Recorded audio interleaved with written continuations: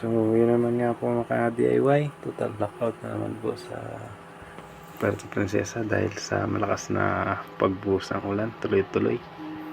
So, blackout ang palay ko ngayon. So, dahil may portable solar generator tayo. So, safe ang ating pa-electric fan. Kahit malamig. Kasi kailangan sa baby namin. So, yan. May electric fan pa rin. Kahit blackout. So, yan siya.